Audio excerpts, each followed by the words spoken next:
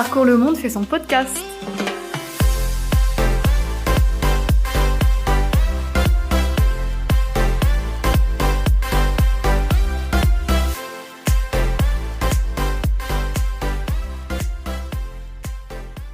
Bienvenue au podcast Parcours le Monde. Je suis Jeanne Seguino, volontaire en service civique au sein de l'association, et je suis ravie de passer ce moment avec vous. Notre podcast est un lieu de rencontre entre voyageurs, comme vous et moi, qui souhaitent partager leur expérience. Chaque épisode se concentrera autour d'un thème précis, en rapport avec le voyage, et les invités pourront y partager leurs anecdotes, leurs conseils, leurs souvenirs et leurs futurs projets. On espère que vous apprécierez ce moment passé en notre compagnie, et si après celui-ci, vous souhaitez à votre tour oser l'international, contactez-nous au plus vite.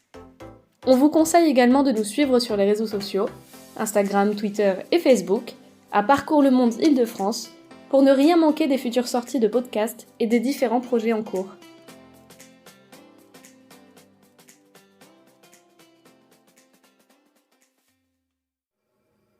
Dans ce 7e épisode, Laetitia partage sa rencontre avec les autres volontaires lors de son CES en Sicile et comment de simples colocataires sont devenus une nouvelle famille.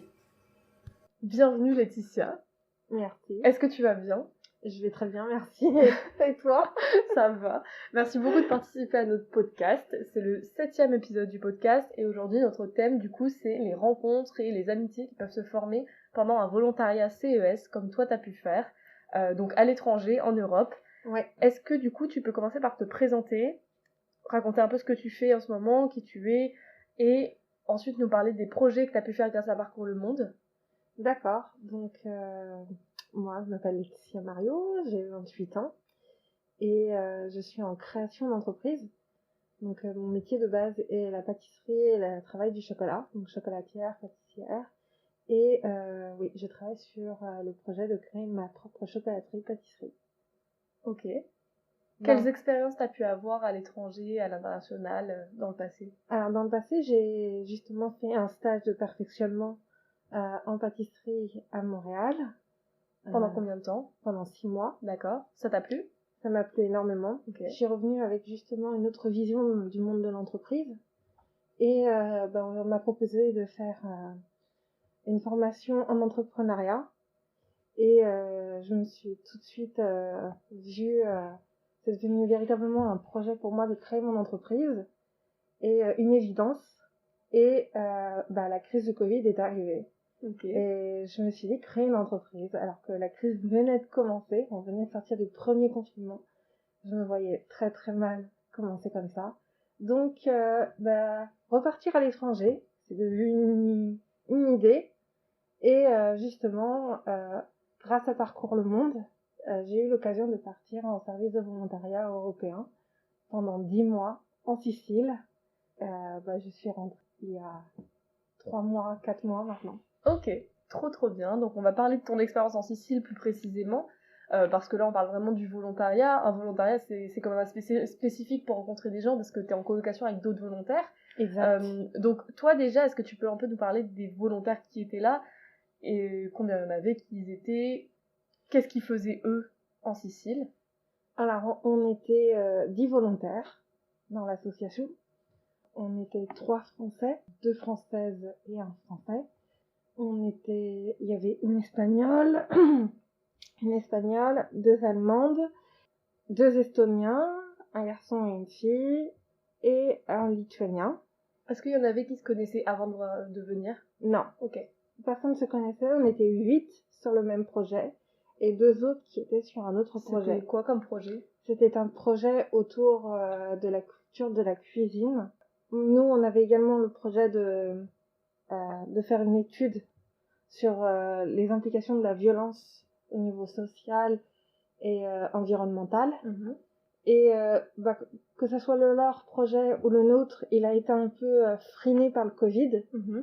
Alors ça ne nous a pas empêché de vouloir créer des mini-projets pendant ce volontariat, parce que c'est ça la force d'être en volontariat, c'est qu'on a vraiment envie d'être volontaire pour aider la population. Ouais. Du coup, effectivement, dans ton volontariat, les autres volontaires qu'il y a eu, ça a été des rencontres extrêmement importantes pour toi. Est-ce que avant de partir en volontariat, c'était quelque chose qui te faisait peur, le fait de pas rencontrer des gens ou le fait d'être seule sur place? Oui, Ok. parce que je suis unique. Ouais. J'ai déjà vécu en colocation, notamment à Montréal, donc je savais ce que c'était de vivre en colocation. Mais on avait chacun notre propre chambre, on se voyait pas toujours. Là, on allait travailler ensemble, manger ensemble, vivre ensemble, partager ma chambre avec d'autres personnes, d'autres filles. Ça apporte beaucoup de choses. Ouais. C'est une plus grande implication dans la vie commune. Ouais. Ça peut être un peu éprouvant. Oui. Quand on n'a pas l'habitude. Quand on n'a pas l'habitude, parce que moi je suis fille unique, donc voilà. Et surtout, j'ai jamais été quelqu'un de très doué pour me faire des amis. Ok. Vivre dans mon monde seul avec un livre, ça me suffit très bien. Et c'est justement, c'était un des objectifs de mon séjour, c'était de justement prendre mon courage à deux mains, aller au devant des gens, voilà. Ok. Et comment t'as vu que ça a évolué ça pendant tout ton séjour? Alors, ça a évolué parce que quand je suis arrivée, déjà je parlais que français. Au minimum, les autres étaient bilingues, voire trilingues, voire quadrilingues. Il y avait quelques personnes qui parlaient français mais qui n'osaient pas parler français parce qu'ils pensaient qu'ils avaient un très mauvais français et que j'allais pas les comprendre. Donc en fait, il y avait à la fois moi qui ne parlais pas anglais, donc j'avais à la fois cette peur de m'exprimer, et eux avaient peur aussi de s'exprimer en français. Et donc en fait, il restait qu'en anglais qui m'excluait d'office en fait. Est-ce que t'as senti que les autres faisaient l'effort pour toi de t'inclure? Alors de temps en temps, ouais. De temps en temps, et des personnes en particulier ont tenté en français, et je les comprenais très bien en français. Et en fait, ça les a... Beaucoup m'ont dit par la suite que ça les avait aidés justement à améliorer leur français, de parler avec moi en français. Ok. Je serai toujours pas bilingue ou trilingue ou quadrilingue. J'ai remis des bases en anglais. J'ai remis mes bases aussi en espagnol. J'ai appris quelques mots d'allemand. Ouais. Et j'ai appris une autre façon de communiquer en fait. Carrément. Est-ce que du coup, t'as eu l'impression que la période de la langue, ça a été un frein à devenir proche de ces gens? Alors ça dépend des personnes. Okay. Ça dépend des caractères. Ouais. Avec les personnes d'Estonie, ils vont tout de suite se fermer parce que le français, c'est tellement éloigné de leur langue que ça va être quelque chose qui va se fermer complètement parce que pour eux, l'anglais est tout à fait naturel. Moi, j'avais trouvé pour travailler cette fois avec eux notre fonction de travailler dans un côté artistique ou cuisiner tout simplement ensemble. La cuisine est un autre langage. Carrément. Mais oui, et avec certaines personnes, ça va se fermer un peu. On va se sentir peut-être un peu plus renfermé, un peu plus exclu. Mais t'as pu quand même, grâce à différents moyens, établir des relations avec eux, etc. Mais ça, c'est génial à entendre parce que ça montre vraiment que c'est pas forcément un blocage à avoir. Est-ce qu'il y a eu un déclic avec certains d'entre eux où vous êtes vraiment passé de inconnu à là on devient proche et quel a été ce déclic? Alors, j'ai pas de déclic en particulier, ça se fait naturellement en fait. Avec certaines personnes, on va avoir plus d'infinité. Des fois, ça va être un rapprochement par rapport à l'âge, mais pour moi, ça a été un rapprochement par rapport à des passions. En tant que pâtissière, une d'entre elles, je pense à Johanna, qui était très dans la cuisine. D'ailleurs, elle a repris des études à peu près dans ce domaine-là. Et c'était justement un moyen, on voulait tout le temps cuisiner ensemble. Et le fait aussi qu'on était dans la même chambre, ça a permis aussi une certaine facilité de communication. On se comprenait en fait. On n'avait pas vraiment besoin de langage. On se comprenait. Et je pense également aussi cette manière-là avec Leila. Elle m'a transmis une nouvelle passion, la photographie, même qui était plus ou moins en sommeil en moi. Mais elle me l'a transmis quelque part, sa passion. J'avais pas besoin de beaucoup de mots, elle me comprenait complètement. Et je pense que beaucoup de gens ont senti ça chez cette personne, c'est que pas besoin de beaucoup de mots, on se comprend simplement par sa personne en fait. Ok. Du coup, forcément, toutes les peurs que tu pouvais avoir avant de partir, très vite t'as compris qu'elles étaient pas forcément si importantes que quand on avait peur au final. Alors, certaines fois elles reviennent parce qu'il y a des moments de haut et des moments de bas. Au final, oui. Et alors, comment ça a été d'être avec autant d'inconnus confinés? il faut avoir beaucoup d'imagination. C'est-à-dire que il y a des moments où on avait en plus des pannes de Wi-Fi, donc on avait en plus des problèmes d'internet, mais on essayait toujours d'avoir de regarder des films ensemble. On a regardé beaucoup de films ensemble. Ouais. Parce qu'on avait un peu tous cette communication par le cinéma, on était tous un peu impliqués on adorait tout ça. On a créé des soirées jeux. Notamment moi, j'ai fait un jeu, une sorte de challenge sur 10 petits jeux où en fait, en équipe, il fallait gagner et tout. Voilà. Ça faisait beaucoup. Ça faisait beaucoup. Mais bon, quand on a envie de donner, ça compte pas en fait. Ouais. On a passé aussi on a inventé des moments incroyables pour passer des bons moments malgré les confinements en fait. Ok, super. Est-ce que t'as eu l'impression que les rencontres que t'as fait sur place, c'est des rencontres que t'aurais pas pu faire en France? On n'est pas du même milieu. Ouais. On n'avait pas forcément le même âge, j'étais beaucoup plus âgée qu'eux. Donc je suis pas sûre que je les aurais rencontrés en France. Est-ce que tu penses que si tu les avais rencontrés en France, t'aurais été amie avec eux? Si j'avais pu les rencontrer et que j'avais pu parler avec eux, oui. Je pense que oui. Mais d'un autre côté, je me suis fait beaucoup violence pour justement aller à l'avant des gens et faire connaissance bien avec eux. Et ça, c'était pas dans ma nature. Ce que m'a beaucoup apporté ce séjour. Tu penses qu'être à l'étranger, ça a fait en fait tomber cette barrière que t'aurais pas fait tomber en France? Oui, quelque part. Après, j'ai toujours été assez ouverte.